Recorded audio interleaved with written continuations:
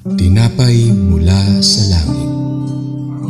A daily morning devotion with CRC family.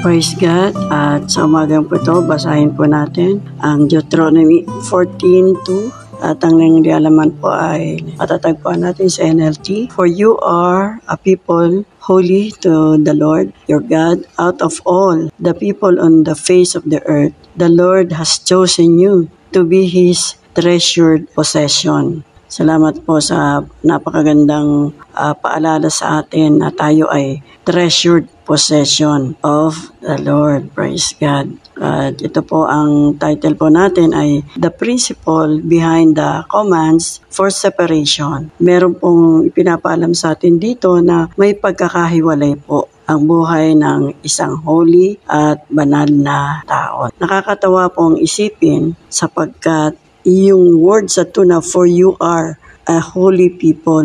Ito po ay paulit-ulit na na-mention sa Bible sa Deuteronomy 7 verse 6 at word for word. Ito po ay idinagdag upang ang former passage nito ay makita natin ang principle na ginawa on the ground of destroying all monuments of idolatry in the land of Israel. Dito po makikita natin ang prinsipyong ito ay nais ng Diyos na ipagpatuloy. Tinawag tayong banal sapagkat ang Diyos ay banal. Sapagkat sa kanilang pong paglalakbay sa kanilang patungo sa Holy Land ay marami po silang na-encounter. At yung nga po na pinaalala ni Moses sa verse 21, sinabi niya sa mga tao na sabi niya sa Israelite na binigyan tayo ng Diyos ng 3 distinguishing privileges which is their honor, and figures of those spiritual blessing and heavenly things with which God has in Christ, and we are blessed by it. Napakaganda pong alalahanin na tayo ay precious at chosen by the Lord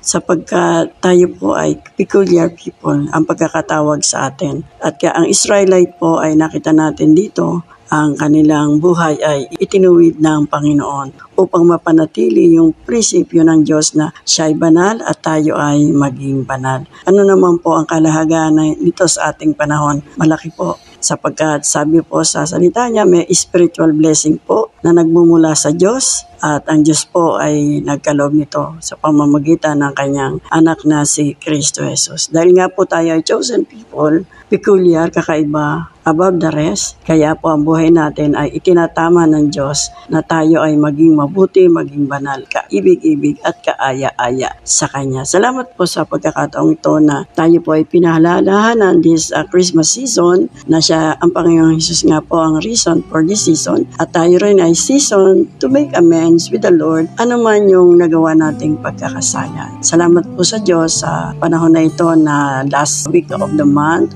and of the year 2023. And we are so blessed by His Word daily upang lalo tayong mapalakas, upang hindi malihis ang ating buhay. Kaya salamat po sa Panginoon. Tayo po ay magpasalamat sa Kanyang kabutihan. Namang Diyos, salamat po. Ikaw nagkakaloob ng biyaya sa amin. Dalangin ko po ang bawat isang nakinig ay mapagpala sa iyong salita. Patuloy namin dinadalangin ang aming bansa. Nabigyan niyo po ng kaayusan ang mga namumuno na hindi umaayon sa iyong kalooban ay bigyan mo po ba. Minsan pa ng pagkakataon na may tama ang kanilang buhay. Kami rin, magawa namin yung parte namin na sila ay patuloy na ipanalangin. Salamat po na sabi mo nga po, ikaw ay banal. Ikaw na tumawag sa amin ay banal. Kaya ito pong mga napagkatiwara mo ng temporary leadership of position ay maging banal din. Salamat po sa bawat isa at isa pang magandang umaga. Salamat po sa Panginoon. Amen. At aking pong prayer ay patuloy tayong maging strong. May we end this 2023 strong in the Lord. Sa tulong ng Panginoon Jesus, maganap natin yung kanyang kalooban. And in the year 2025, salamat sa Panginoon, New Horizon at another year of dynamic service, supernatural breakthrough sa bawat isa. Salamat po sa pagkakaloob niya sa atin ng biyaya na nagmumula sa Diyos. Isa pong sayang pagpapala ng Merry Christmas at isa pong advance year of God's favor and supernatural breakthrough this year 2025. Happy New Year po sa lahat ng mga ka-TMSL. Salamat sa team, salamat sa Panginoon, salamat sa bawat isa. Salamat sa team leader natin na walang iba si Pastora Gedi at ang pambuong team ng TMSL. Thank you so much, Lord, na pagkatiwalaan mo kami at magpatuloy kami hanggang sa ikaw ay dumating. Sa pangalan ni Jesus, isa pong magandang umaga mula po dito sa Calabanga, Bicol. Good morning, everyone, and God bless you.